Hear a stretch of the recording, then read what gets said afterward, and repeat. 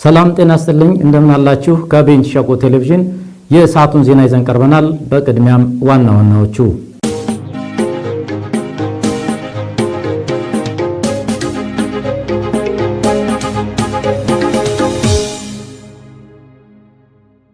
የቤንች ሸኮ ዞን ዋና አስተዳዳሪ አቶ ሀብታሙ ካፍቲን በሰሜን ቤንች ወረዳ እየተገነቡ ያሉ ፕሮጀክቶችን ምልከታ አደረጉ።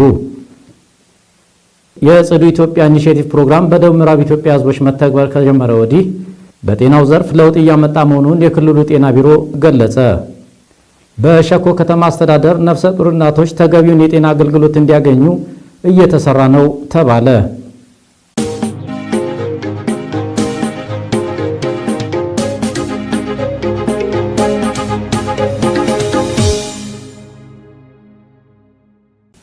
የቤንች ሸኮ ዞን ዋና አስተዳዳሪ አቶ ሀብታሙ ካፍቲን በሰሜን ቤንች ወረዳ በምግብ ስርዓት ማጠናከሪያ ፕሮግራም በ50 ሚሊዮን ብር በጀት እየተገነቡ ያሉ ፕሮጀክቶችን ምልከታ አድርገዋል። ፕሮግራሙ በወረዳው የአርሶ አደሮችን ምርትና ምርታማነትን በማሳደግ የምግብ ዋስትናን ለማረጋገጥ እየተሰራ ያለው ተግባር የሚደነቅ ነው ብለዋል። ተዘራ ጥላሁን ተጨማሪ አለው። የቤንች ሸኮ ዞን ዋና አስተዳዳሪ አቶ ሀብታሙ ካፍቲን በሰሜን ቤንች ወረዳ በምግብ ስርዓት ማጠናከሪያ ፕሮግራም ከ50 ሚሊዮን ብር በላይ በጀት እየተገነቡ የሚገኙትን የሳሲን ወንዝ ድልድይ፣ የጠመንጃ ዘመናዊ ችግኝ ጣቢያ፣ የቦሰቃ ችግኝ ጣቢያ አትክልትና ፍራፍሬ ልማት ስራዎችን ተዘዋውረው ጎብኝተዋል። ዋና አስተዳዳሪው በጉብኝታቸው በግብርናው ዘርፍ በመንግስት የተከናወኑ ከሚገኙ ፕሮጀክቶች በተጨማሪ የምግብ ስርዓት ማጠናከሪያ ፕሮግራም ስራዎች የሚደነቁ ናቸው ብለዋል። በተለይ የአርሶ አደሩን ምርትና ምርታማነትን ከማሳደግ አንጻር የተሻሉ ምርጥ ዘሮችንና ምርታማነትን የሚያሳድጉ ቴክኖሎጂዎችን ለአርሶ አደር ተደራሽ ከማድረግ አንጻር እንዲሁም ደግሞ የአርሶ አደርን ኢኮኖሚ ቀጣይ ሊያሳድጉ የሚችሉ ችግኝ ጣቢያዎችን በማቋቋም ችግኞችን በማባዛት እና በማሰራጨት እንዲሁም ደግሞ የምግብ ዋስትና ሊያረጋግጡ የሚችሉ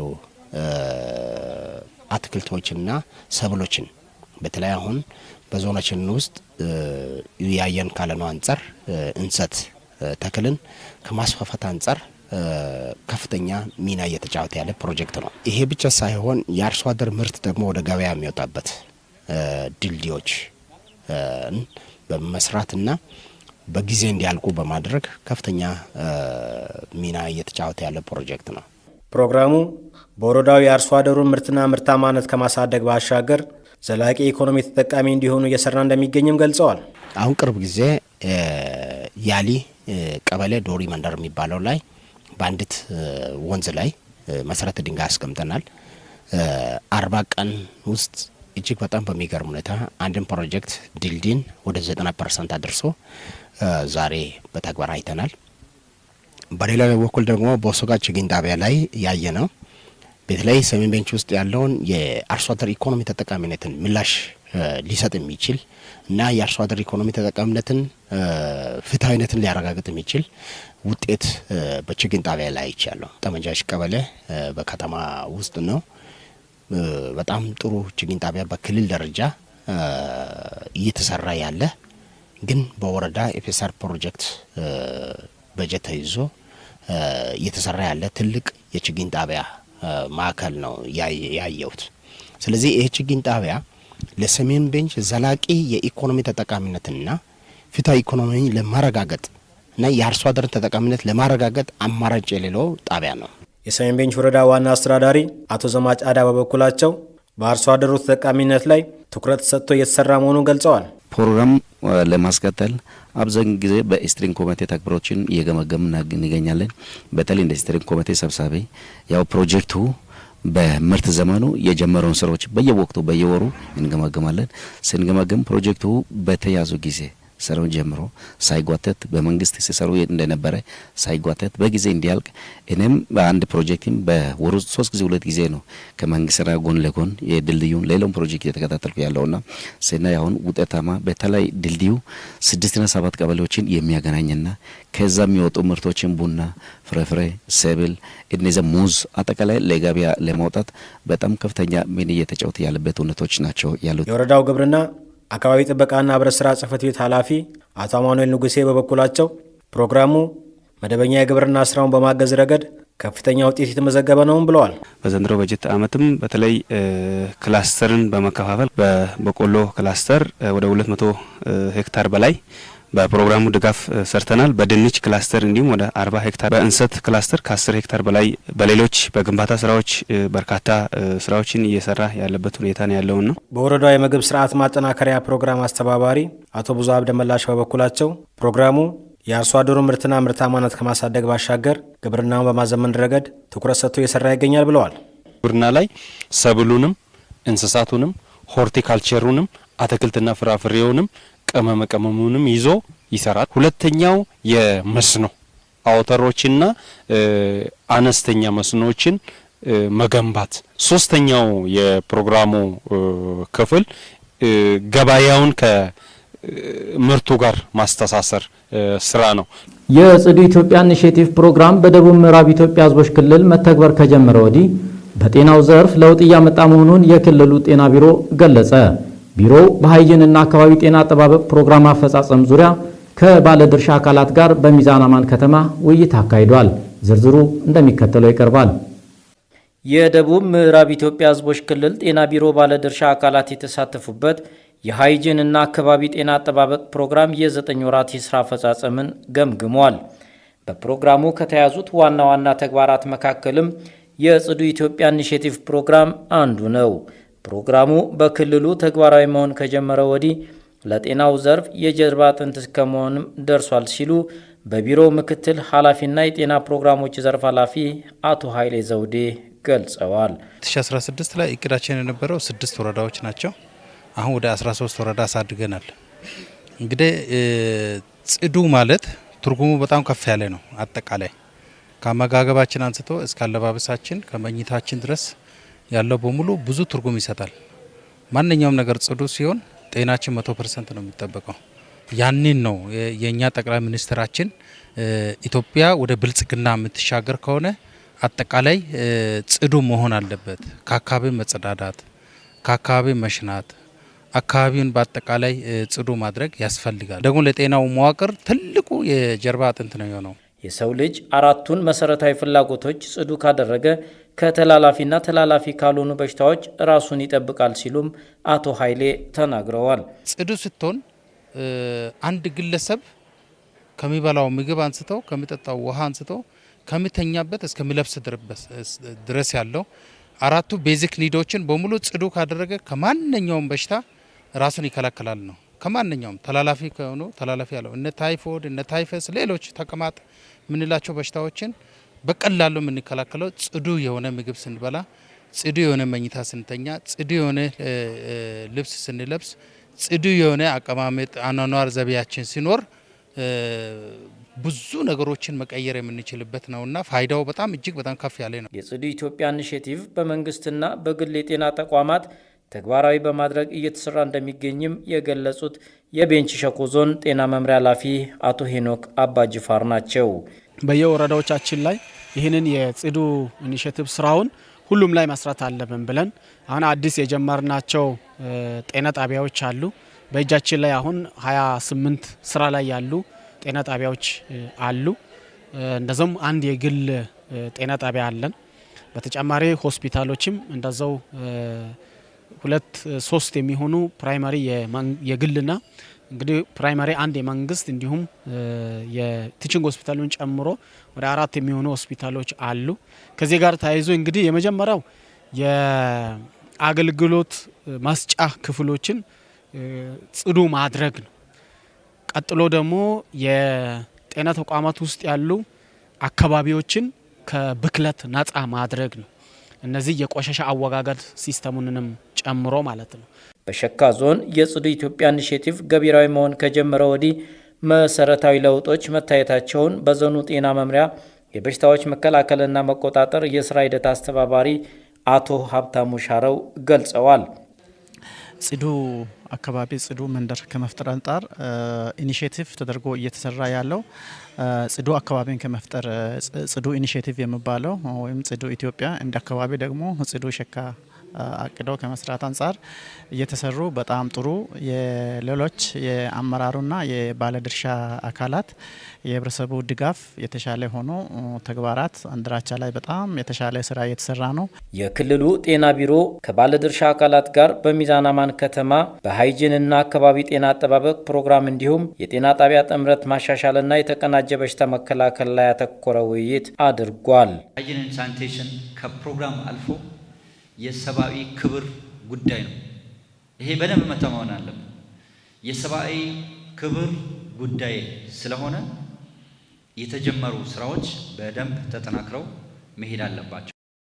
መሶብ አንድ ማዕከል አገልግሎት የተገልጋዮችን እንግልት በመቀነስ ፈጣንና ቀልጣፋ አገልግሎት ለመስጠት የሚያስችል መሆኑን የደቡብ ምዕራብ ኢትዮጵያ ሕዝቦች ክልል ፐብሊክ ሰርቪስና የሰው ሀብት ልማት ቢሮ ገለጸ።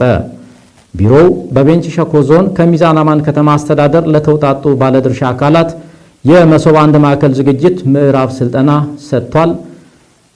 ጌታ መሳይ ሙልጌታ እንደሚከተለው ያቀርበዋል።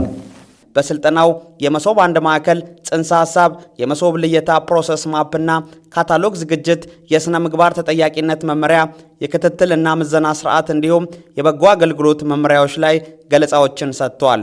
የክልሉ ፐብሊክ ሰርቪስና የሰው ሀብት ልማት ቢሮ ምክትል ኃላፊ አቶ ሳምሶን መለሰ እንደገለጹት በጠቅላይ ሚኒስትሩ የተጀመረው የመሶብ አንድ ማዕከል ኢኒሼቲቭ የተገልጋዮችን እንግልት በመቀነስ የአገልግሎት ጥራትን የሚያሻሽል ነው ብለዋል። መንግስት አገልግሎት ሲሰጥ የሚፈጠሩ ክፍተቶች አሉ። የመልካም አስተዳደር ችግር የሆኑ ጉዳዮች አሉ።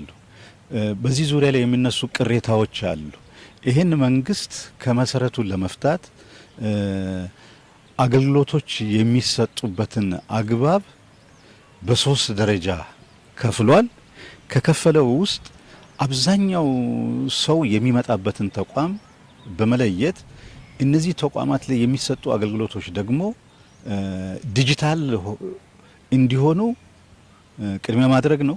ከተደረገ በኋላ ደግሞ ኢንቲግሬት አድርጎ አገልግሎቶች ተሳልጠው ውጤታማ የሆነ በተለይ ወጪ ቆጣቢ ከእንግልት ነፃ ያደረገ ጊዜን የሚቆጥብ ተገልጋዩ በአጭር ጊዜ ውስጥ አገልግሎቱን ከንክኪ ነፃ ሆኖ መንግስት ጥናት አድርጎ ስራዎች ሁሉ ዲጂታል እንዲሆኑ ያው ዓለም የደረሰበት ደረጃ ላይ የማድረስ ወረቀት አልባ የማድረግ ከንክኪ ነፃ የማድረጉን ዋና ግብ አድርጎ እየተንቀሳቀሰ ነው ያለው። የቤንች ሸኮ ዞን ፐብሊክ ሰርቪስ መምሪያ ኃላፊ አቶ ነጻነት ቡይተን በበኩላቸው ዲጂታል ሲቪል ሰርቪስ መፍጠር ከዋና ዋና የሪፎርም አካላት አንዱ መሆኑን ጠቁመዋል። መሶብ አንድ ማዕከል የሚሟላው የመንግስት ክፍተቶች አንዱ ከግብር ጋር ተይዞ ሰው ግብር ለመክፈል ሲፈልግ ወረቀት ኮፒ አድርጋ አምጣ ይባላል፣ ቴሌ ሂድ ይባላል፣ ባንክ ሂድ ይባላል። በቃ ብዙ ችግር ውስጥ ነው ማህበረሰቡ የሚገባ። ስለዚህ አንዱ ገቢ ግብር ለመክፈል ሲፈልግ የትም ቦታ ሄድ ማለት ነው። ቴሌውም እዛ አለ፣ ንግድ ባንክም እዛ አለ፣ የተኛውም አገልግሎት እዛ ነው የሚያገኘው። ወረቀትም ኮፒ የሚያደርገው እዛ ነው። የትም ቦታ ሳይሄድ አንዱን አገልግሎት እዛ ጨርሶ ይሄዳል። ከሰልጣኞቹ መካከል ኢንጂነር ምስጋናው ሰጠኝና አቶ ደረጀ መርካና በሰጡት አስተያየት ስልጠናው ቀደም ሲል ይስተዋል የነበሩ መሰረታዊ የአገልግሎት አሰጣጥ ችግሮችን መፍትሄ የሚሰጥ ነው ብለዋል። እጅግ ወሳኝ አስፈላጊ የሆነ የስልጠና ነው የወሰድነው። ያው መሶብ ከስሙ አንጻር አቃፊም ስለሆነ ሁሉንም አገልግሎቶች አንድ ቦታ ላይ ማግኘትን የሚመለከት ነው። መዘጋጃ አለ፣ ገቢዎች አሉ፣ ሌሎች ተቋማት አሉ። ነገር ግን ሁሉንም አንድ ላይ አክሰስ ለማድረግ የሚያገለግለው ያው እንግልትን የሚቀንስ ብዙ ጉዞ ብዙ ነገሮችን ወጪን የሚቀንስ ሁሉንም ስራዎች አንድ መድረክ ላይ ወይም አንድ መስሪያ ቤት ላይ አክሰስ አድርገው ሰዎች እንዲጠቀሙ ጊዜያቸውንም ገንዘባቸውንም ሳያባክኑ የሚጠቀሙበት የአገልግሎት ዘርፍ ነው። ከዚህ በፊት አገልግሎቱ ከታች ከቀበሌ ይጀምርና ከቀበሌ ይጀምራል። አንድ ንግድ ፍቃድ ለማውጣት ንግድ ቢሮ ይሄዳል፣ ገቢዎች ጋር ይሄዳል፣ ባንክ ይሄዳል። ስለዚህ ይሄን ለማስቀረት አሁን ሁሉም በአንድ ማዕከል የሆኑና አንድ መሶብ አገልግሎት ሲሆነው አንዱ ተገልጋይ አንድ ጊዜ ገብቶ ሁሉ ነገር ፈጽሞ የሚወጣበት አሰራር ነው እየተተከለ ያለውና በጣም ደስ የሚል ስልጠና ነው እየተሰጠ ያለው። የሚዛን አማን ዓለም አቀፍ አውሮፕላን ማረፊያ ለአካባቢው ማህበራዊ፣ ፖለቲካዊና ኢኮኖሚያዊ ጉዳዮች መሳለጥ የላቀ ሚና እንደሚያበረክት የተለያዩ የህብረተሰብ ክፍሎች ተናገሩ። ለአውሮፕላን ማረፊያ ግንባታ በአካባቢው የነበሩ የልማት ተነሺዎች የከፈሉት መስዋዕትነት በታሪክ የሚታወስ ነው ሲሉም የቤንች ሸኮ ዞን ዋና አስተዳዳሪ አቶ ሀብታሙ ካፍቲን ተናግረዋል። ሰለሞን ፈጠነ ተጨማሪ አለው። የሚዛን አማን ዓለም አቀፍ አውሮፕላን ማረፊያ ግንባታ መነሻው የቀድሞ የአማንና የቱም አውሮፕላን ማረፊያ የአገልግሎት መቋረጥን ተከትሎ የአካባቢው ህዝብና የቀድሞ ቤንች ማጂ ዞን መንግስት ለቀድሞ የደቡብ ብሔር ብሔረሰቦችና ህዝቦች ክልል መንግስትና ለኤርፖርቶች ድርጅት ባቀረቡት ጥያቄ መሰረት ምላሽ አግኝቶ ሊገነባ የቻለ መሰረተ ልማት ነው። አውሮፕላን ማረፊያው በ2009 ዓ.ም የቦታ ጥናት ተደርጎ በ2013 ዓ.ም ሰኔ 10 በክቡር ጠቅላይ ሚኒስትር ዶክተር አብይ አህመድና በከፍተኛ አመራሮች የመሰረት ድንጋይ ተቀምጦለት ግንባታው ሲካሄድ ቆይቷል። የግንባታው ሂደት በከፍተኛ ፈተና የታጀበ ቢሆንም በአሁኑ ሰዓት ተጠናቆ ለምረቃ ዝግጁ ሆኗል።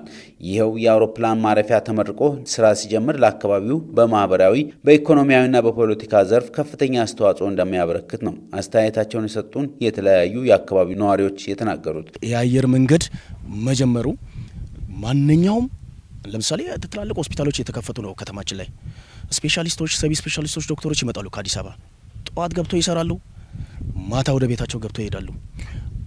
ካቅም በላይ የሆነ ነገር ሲደሞ ሪፈር ሲደረግ ደግሞ ህመምተኛው በአስቸኳይ ከዚህ ተነስቶ አዲስ አበባ ገብቶ የሚታከምበት እድል ሰፊ ስለሆነ እጅግ በጣም ደስተኛ ነኝ። የኢኮኖሚውን ዘርፍ በዋነኝነት ካየን እንግዲህ በአካባቢው የመዋለ ንዋይ ፍሰትን ይጨምራል። ምን ማለት ነው?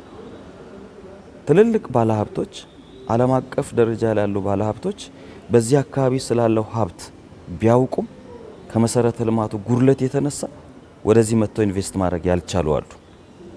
እናውቃለን ዞናችን ክልሉ በከፍተኛ ኢንቨስትመንት ፍሰት እንዳለ፣ ነገር ግን ከፍ ያሉ በዓለም አቀፍ ደረጃ ያሉ ከፍ ያሉ ባለሀብቶች በዚህ አካባቢ መጥተው ኢንቨስት ማድረግ አልቻሉም ካለው የጊዜ እጥረትና የተለያዩ ሁኔታዎች አንፃር። ይሄ ለነዚህ ሰዎች ምቹ እድል ተፈጠረ ማለት ነው። ግራንድ የሆኑ ፕሮጀክቶች በክልላችን ኢንቨስት እንዲደረጉ ያደርጋል ማለት ነው። በሆቴል፣ በቱሪዝም፣ በንግድ፣ በትራንስፖርት አበርክቶ ቀላል አይደለም። በፖለቲካ ሂደታችን ለሚፈጠሩ ነገሮች ለሚደረጉ ኩነቶች ከላይ ያሉት አካላት ኦን ታይም እዚህ እንዲደርሱ ያለውን ስራ በአግባቡ እንድንሰራ ስልጣናዎች እንኳን ለመስጠት በጊዜ ሄደን የምንደርስበት ትልቅ አክሰስ ነው። ከዚህም ባሻገር አውሮፕላን ማረፊያው ዓለም አቀፍ እንደመሆኑ አካባቢውን ለዓለም በማስተዋወቅ ለቱሪዝም ፍሰት ከፍተኛ ሚና እንደሚያበረክትም ነው የገለጹት። አዲሱ ኤርፖርት መጀመሩ በጣም ደስ ይለኛል። ለምን ዓለም አቀፍ በረራ ይሄ የባለሀብቱ የቱሪስቱ ፍሰት አይን እዚህ ይሆናል ማለት ነው። ሳንወድ ግድ አካባቢያችን ያድጋል። ይሄ ኤርፖርት ኢንተርናሽናል ነው። ምን ማለት ነው? አሜሪካ ያለ ሰው ያን ቦታ ለማግኘት ቢፈልግ ከዛ ሆኖ በቀጥታ ቡክ አድርጎ እዚህ ይህንን ጉብኝት ማድረግ ይችላል ማለት ነው። እስቲ ቀጥታ ሊንኬጅ አለው ማለት ነው። ስለዚህ በቱሪዝም ፍሰቱ ላይ በሀገር ውስጥ ላሉትም ለውጭ ሀገርም ከፍተኛ እድገት ይፈጥራል። በአውሮፕላን ማረፊያው ግንባታ ሂደት የአካባቢው ህብረተሰብ በተለይም የልማት ተነሺዎች በርካታ መስዋዕቶችን በመክፈል በቀጣይ ትውልድ ሊወሳ የሚችል ታሪክ በመስራት ልማቱ በአካባቢው እንዲካሄድ ማድረጋቸውን የዞኑ ዋና አስተዳዳሪ አቶ ሀብታሙ ካፍትን ገልጸዋል። እያንዳንዱ ኢንዲቪዥዋል ግለሰብ የሚከፍለው ዋጋ አለ። ይሄ ደግሞ ትንሽ የሚከብድ ዋጋ ነው። ኢኮኖሚካሊ የሚከፈል ዋጋ ነው። የቤተሰብ አጽም በማንሳት የሚከፈል ዋጋ ነው። የአምልኮ ተቋሞችን በማፍረስ የሚከፈል ዋጋ ነው። ትምህርት ቤቶች ፈርሰዋል። ኢቭን ራሱ አብሮኝ የኖረውን ማህበረሰብ እድሩና መንደሩን ለቆ ለልማት መነሳት እኔ ይሄ በቃላት በምን አይነት ቃላት እንደመገልጽ አላቅም። እኔ የአሁኑ ትውልድ ለቀጣይ ትውልድ የጣለው ታሪክ እውነት የቀድሞቹ ለኛ የጣለው መሰረት አለ። የአሁኑ ደግሞ ከፍ ያለ ቀጣይ ትውልድ ይሄንን ትውልድ አስታውሶ ከዚህ የተሻለ በዚህ ቀጣና ላይ በኢኮኖሚ በማህበራዊና በፖለቲካ ዘርፍ እንዲሰራ እጅግ ትልቅ መሰረት ጥሏል። የዞኑ ህዝብ በተለይ የልማት ተነሺዎች ላሳዩት ትዕግስትና ለከፈሉት መስዋዕትነት ምስጋና ያቀረቡት አቶ ሀብታሙ ለፕሮጀክቱ ስኬት የዞኑ ህዝብ ታሪክ ጽፏል ብሏል። ስለዚህ ይሄ ትውልድ የራሱን ታሪክ ጽፏል። በሸኮ ከተማ አስተዳደር ለነፍሰ ጡር እናቶች ተገቢውን አገልግሎት በጤና ተቋም እንዲያገኙ እየተሰራ እንደሚገኝ ተገለጸ። በከተማ አስተዳደሩ የነፍሰ ጡር እናቶች የጤና አገልግሎት ተደራሽነትም እየተሻሻለ መምጣቱ ተጠቁሟል። ለአብዲሳ ዮናስ ዘገባ ብዙ አያሰሳኝ። በቤንች ሸኮ ዞን የሸኮ ከተማ አስተዳደር ነፍሰ ጡር እናቶች ተገቢውን ድጋፍ አግኝተው በጤና ተቋም እንዲወልዱ በትኩረት እየሰራ ነው። የከተማ አስተዳደሩ ከንቲባ አቶ ታምራት ምናሴ እንደገለጹት እናቶች በማቆያ ውስጥ በመኝታ አገልግሎት እንዳይቸገሩ ከ105 ሺህ ብር በላይ ወጪ በማድረግ ፍራሽ፣ ምንጣፍና ብርድ ልብስ ግዢ ተፈጽሞ ድጋፍ ተደርጓል።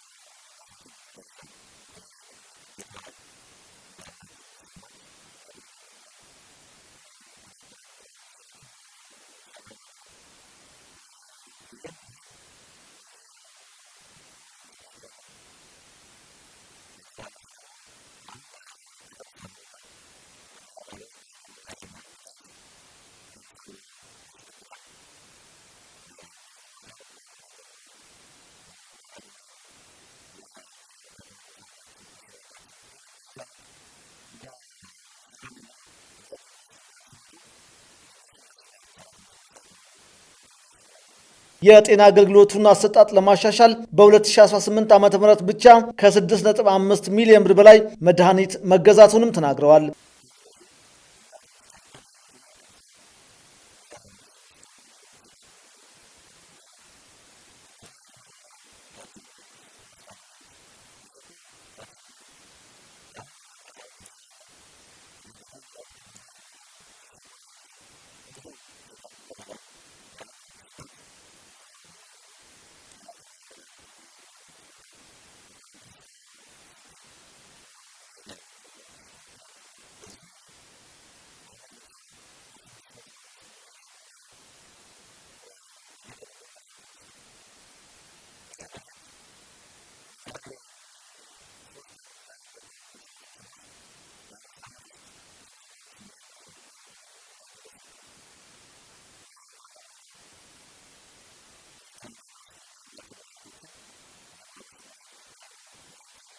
የክፍል ጥበት ችግርን ለመፍታት ከዞኑ ከተማ ልማትና ኮንስትራክሽን መምሪያ ጋር በቅንጅት እየተሰራ መሆኑን አስረድተዋል።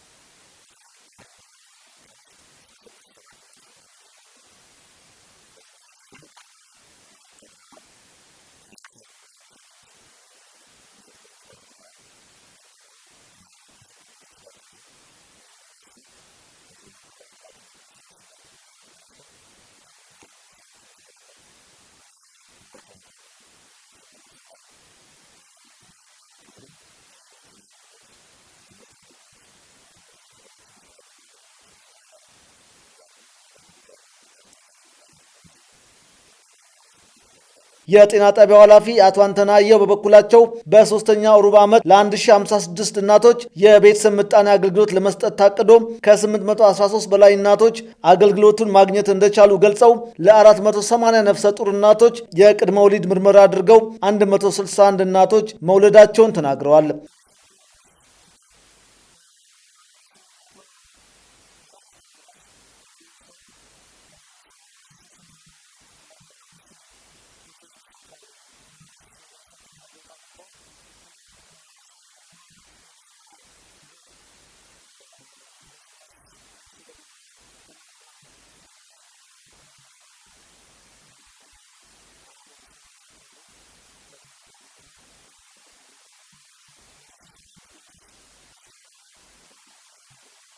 የአዋላጅ ነርስ ባለሙያ ሲስተር ታገኛ ለሙና የነፍሰ ጡር እናቶች አምባሳደር ወሰነች ጉርሙ ነፍሰ ጡር እናቶች ከቀበሌ ጤና ኬላ ተለይተው ወደ ጤና ጣቢያው ሲመጡ የተለያዩ ምርመራዎችን ከማድረግ ባለፈ ተገቢውን ክትትልና አገልግሎት እያገኙ መሆኑን አስረድተዋል። በማቆያው ካነጋገርናቸው እናቶች መካከል ወይዘሮ ዘሪቱ ይርጳ፣ ወይዘሮ አይናለም ሙሴና ወይዘሮ ወርቅነሽ ባሳ እንዳሉት ከመኝታ እስከ አመጋገብ ድረስ እንደ ቤታቸው የሚሰማቸውን እንክብካቤና ድጋፍ እያገኙ መሆናቸውን ገልጸዋል።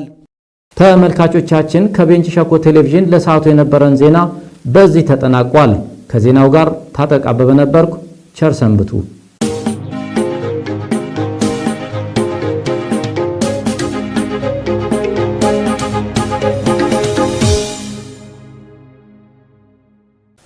ኩራት ተመልካቾቻችን ከቤንች ሸኮ ቴሌቪዥን ለአንድ ሰዓት ወደ እናንተ ሲደርስ የነበረው መሰናዷችን ይሄን ይመስል ነበር። ፕሮግራሞችን በማስተባበር እኔ ተዘራ ጥላውን ከካሜራ ባለሙያ ማቴዎስ ዘለቀ እንዲሁም ከመላው የስቱዲዮ ባለሙያዎች ጋር በጋራ መሆን ለአንድ ሰዓት ያክል ከእናንተ ጋር አብረን ቆይተናል።